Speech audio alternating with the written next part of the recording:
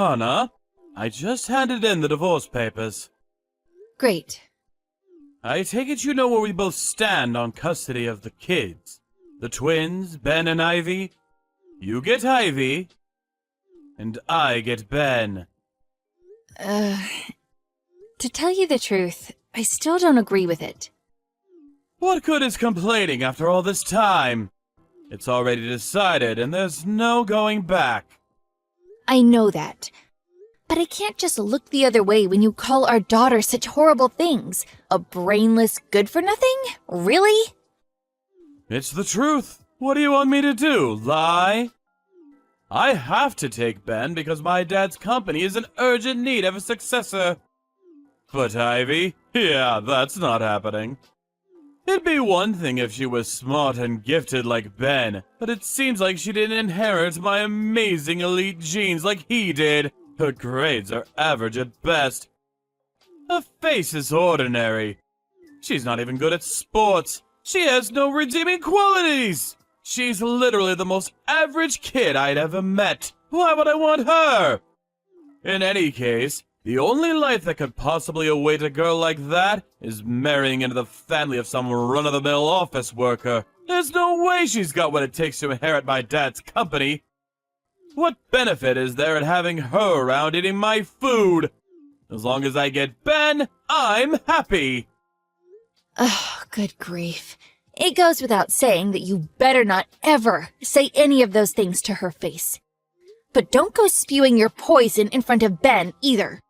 They're twins. They think a lot of each other. They're well past the age of not being able to understand things adults say, so you need to be careful. I'll be furious if I hear you've been filling Ben's head with horrible things about his sister. Yeah, whatever. Anyway, it's not like me and you are ever gonna meet again after this, is it? I'm serious. Please, don't. Take good care of Ben, won't you? Of course I will. I don't need you to tell me. He's gonna get an elite education and make tons of money, you'll see. Benny boy's going places. It's not that I don't understand you wanting those things for him. But please make sure you let him do the stuff he wants to do sometimes too, okay? Yeah, whatever. I guess this is it then. Yeah. Bye.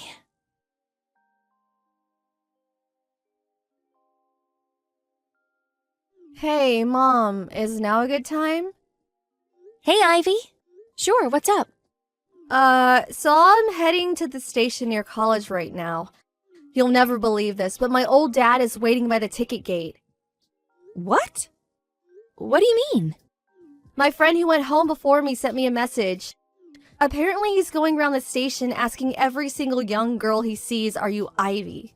To anyone else, he probably just looks like a sex offender. What the? I carefully continued to the station to see whether it was actually him. And sure enough, of course he looks a little older than I remember him, but it's him. What the heck is that man playing at?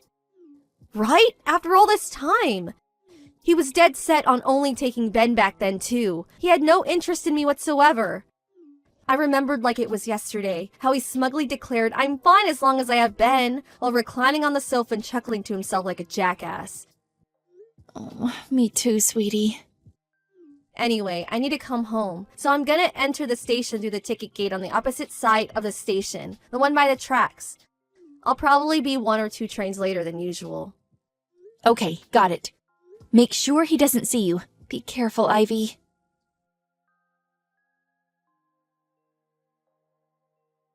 Hello, Hannah. It's been a while.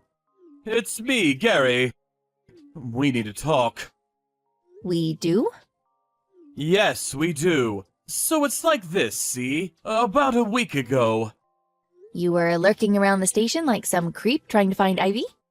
Huh? You know? I know. You were running around approaching every girl who looked like they might be under 25, asking if they were Ivy, weren't you? One of the girls you approached was Ivy's friend. Thankfully, she messaged her immediately with a warning to avoid the area. Oh, I see. So does that mean she went home a different way so I wouldn't find her? That's right. How could she? I went out of my way to try to find her! We could have finally been reunited! I'm her father, damn it! This makes no sense. Did you forget everything that happened back then? Huh? The reason we divorced in the first place is because Ben was the only child who existed in yours and your dad's eyes. On the rare occasion you actually acknowledged mine and Ivy's existences, you treated us like dirt. Your face practically lit up when I suggested divorce, and you had the papers signed and handed in before the day was up. You had no interest in having any part in Ivy's life, and you certainly weren't going to fight for custody of her. In spite of that, I suddenly hear you're running around the station, approaching every teenage girl you see like some kind of a sex pest in order to try and track down your estranged daughter? I'm struggling to understand here. Can you help me out a little? What choice did I have? I don't know where you guys live anymore. All I had was some vague information on which college he's at. And so that was my only option. That's not what I'm asking. Not that that's not a problem, too. But if you wanted to meet Ivy, you should have come to me first. I'm her mother and legal guardian. We intentionally kept hold of each other's numbers for this exact reason, did we not? Stop taking liberties! Do you really want me to go into all the boring details? I don't have time for that. The point is, Ivy's doing really well now, isn't she? Looks like you did a half-decent job raising her after all. I heard she always gets the top grades in school, and was even president of the student council. Is it true? What's more, she even got into Apple College! Everyone knows how brutal their entrance exams are, so she must have something in between those ears of hers after all. What's your point? The point is that it turns out she did inherit my amazing elite genes after all, and this just proves it! That's my girl! Which means I'll be taking custody of her. Thanks to your hard work, you did a great job, really! You can leave the rest to me. What do you mean? What do you mean, what do I mean? Ivy must have gotten into college on a scholarship fund, right? And she has to be working crazy hours at some part-time job. Scholarship fund? Part-time job? You can't play dumb with me, Hannah, because I'm smart. Very, very smart. We agreed neither of us would pay child support at the time of the divorce since we were both taking a kid each. But unlike me, who was always working, and at a pretty good company at that, you were a stay-at-home housewife until the divorce. Even if you did manage to find a job after the split, your salary would have likely been average at best, realistically speaking. Now thinking about it logically, the only way Ivy could afford to go to Apple College despite being raised by a poverty-stricken single mother like you is through some kind of scholarship fund or job. Am I right, or am I right? What happened to all that stuff you said about Ben? Huh? You used to always say you'd be happy as long as you had Ben. What happened to that? That kid. He was a complete disappointment. What? He betrayed my expectations in the most pathetic, cowardly way. He ran away as soon as he graduated high school, in the middle of the night, no less. Pfft. I have no idea where he is now. Are you even gonna bother looking for him? I was so disappointed I didn't feel like wasting my time trying. I decided to wait for him to come back and apologize before considering forgiveness. Not gonna lie, that hurt. I was pretty dejected. But, right around the same time, I got word of what a high achiever Ivy was turning out to be. I thought it could only be fate.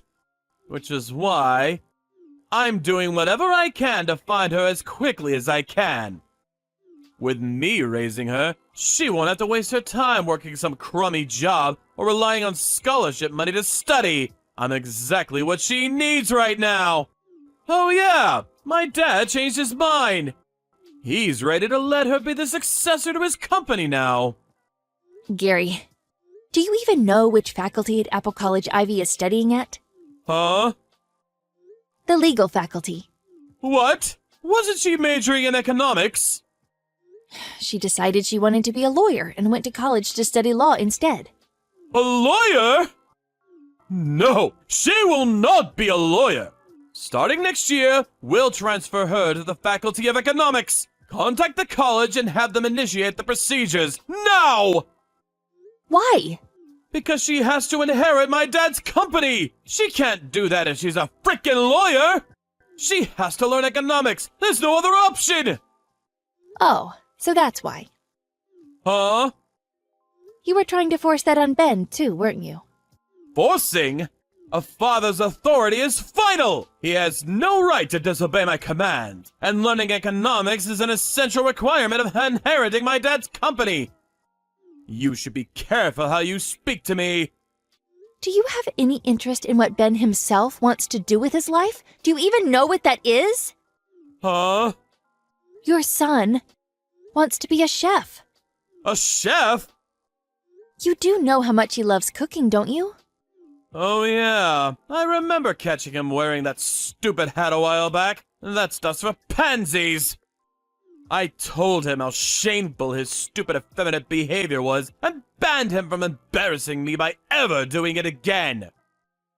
I know. That's why he ran away in the night. Huh?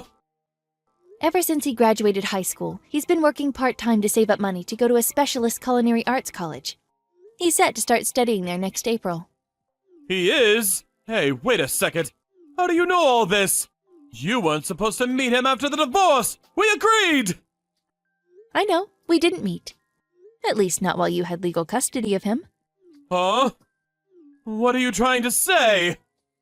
Don't tell me you forgot. Ben and Ivy both turned 20 the year before last. Huh? So what? They're fully fledged adults now, so the custody terms we agreed on during the divorce no longer apply. Ben doesn't need your permission to come and see me anymore. Oh, he doesn't, huh? Which is why he came to see me, just yesterday, in fact. Wait a sec! How did he know where you live? He and Ivy have had the same friends since back in elementary school, so he's always known my address. How dare you! You've all been conspiring behind my back this whole time! Ben told me all sorts of things. For example, how you temporarily became president of your dad's company. But were too much of an incompetent moron to run it properly, and your aged dad was forced to take the reins again before he ended up in the red or going bankrupt. By some miracle, you're still hanging on to the managerial position by a thread, but your dad swore you'd never be president again. Then, to make matters worse, Ben, who'd he'd been grooming to be his successor, decided he wanted to be a chef instead and pulled a disappearing act. The only reason you're trying to track down Ivy now is because you're out of candidates to inherit the company, isn't it? If you're such an expert on the situation, why don't you just hand her over already? You know damn well it's in Ivy's best interest to be a household with money so she can focus on her studies. You're just being stubborn and selfish. There's just one problem. Ivy never wants to see you again. What? I did just tell you. But she went out of her way to avoid you as soon as she heard you were out looking for her at the station. You can think of that as her response to your proposal. Do you understand what a generous offer this is? I'm offering to cover all of her expenses until she graduates college.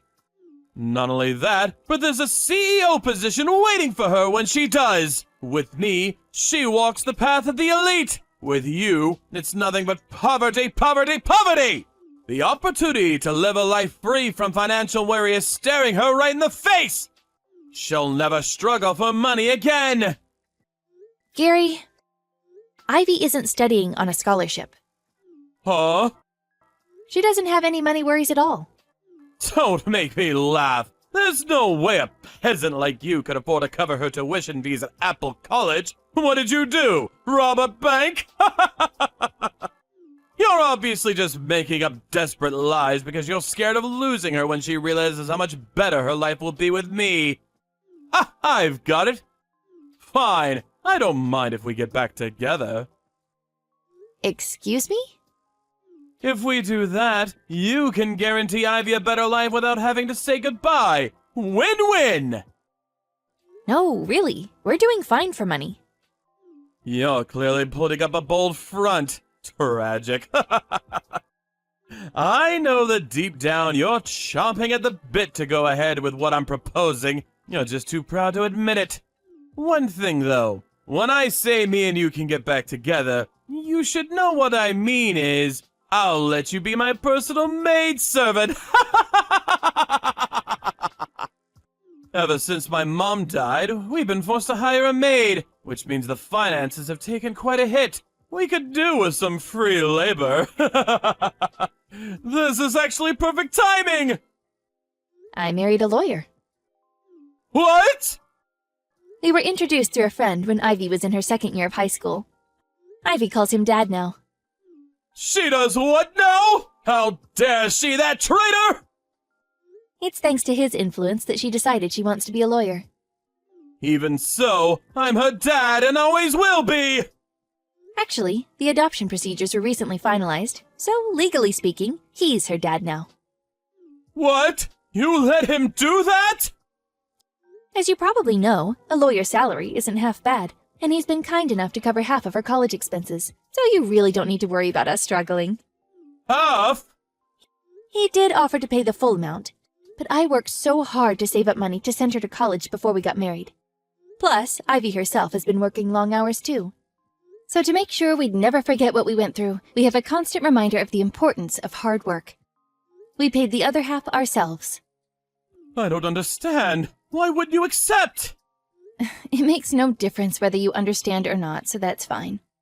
Oh yeah, that reminds me. We're currently in talks to start the adoption process for Ben, too. I'll be sure to keep you posted. What? What about me? Who's gonna inherit my dad's company? Why does it have to be a family member? Why can't you pick a successor based on their abilities and talents? Sounds like you could use some fresh blood. Meh, that's not really for me to comment on. Aha! I've got it! I'll let you have Ben. If you give me Ivy, can we do a trade? You still don't get it, do you? Ugh, this is a waste of time. Huh? Ben and Ivy are both adults now, and they're free to make their own choices. I think it's time we block you. No, wait! Please! Just wait! Goodbye.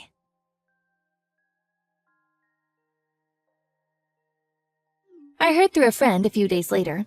Apparently, Gary's dad told him that if he didn't come home with either Ben or Ivy to inherit the company, he'd lose his managerial position and be demoted to a regular employee. After I blocked him, he went on the offensive with Ivy. Once again, he was sighted approaching young girls at the station, but this time around, he was swiftly reported to the police and arrested.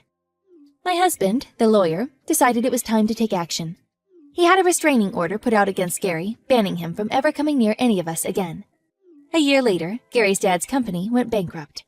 Apparently, word of one of the managers being arrested for harassing young women in public played a part in the stock price hitting an all-time low and the company's subsequent collapse. Both Gary and his dad worked like dogs to pay off the debt they took on in a desperate last-ditch attempt to save the sinking ship. They did manage to keep up with the repayments somehow or another, but due to the fact that neither of them knew how to do housework, their apartment turned into something resembling a bomb site stinking of rotten meat within a month of them moving in. Naturally, reports from the neighbors came in one after the other.